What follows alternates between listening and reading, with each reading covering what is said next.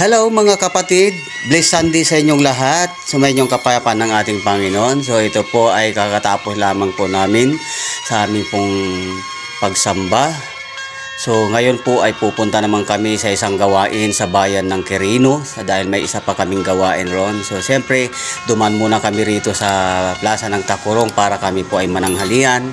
Pagkatapos nito ay kami magtuloy-tuloy na po sa gawain ng ating Panginoong Jesucristo sa bayan ng Quirino. So habang nag-order po ang aking wife ay kami naman din ay maghahanap ng lamisang mapipistuan at upuan para mapaglalatagan po ng mga pagkain in-order po ng aking wife.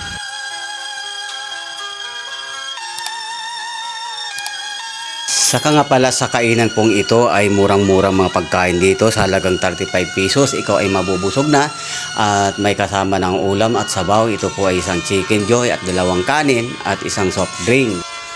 So pag ikaw ay kumain po sa kainan pong ito ay ikaw na mismo ang magsiserve po sa iyong in-order. So katulad po niyan na umorder ang aking asawa, siya po mismo ang magsiserve po sa amin.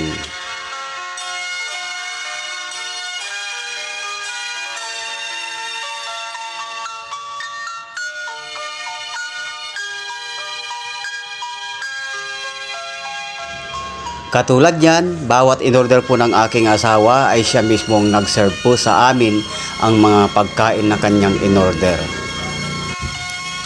Ayan, kumpleto na po ang mga pagkain in-order po ng aking wife. So, siyempre bilang isang Kristiyano, kaugalian na bago tayo kumain ay kailangan unahin nating pasalamatan sa pamamagitan ng panalangin ang mga pagkain ito sa ating Panginoong Jesucristo. So, siyempre pangunahan po ng ating nanay sa pananalangin sa ating mga pagkain.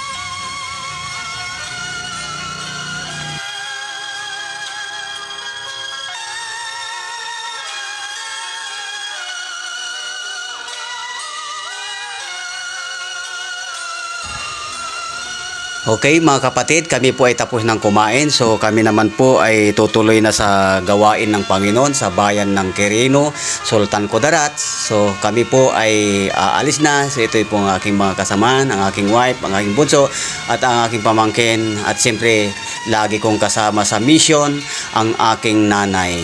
So purihin ang ating Panginoong Diyos. Glory to Jesus Christ. Lagi nating tatandaan ng Diyos ay mabuti sa lahat ng oras at patuloy nating panatiliin na maging sentro sa ating buhay ang ating Panginoong Jesucristo. God bless us all.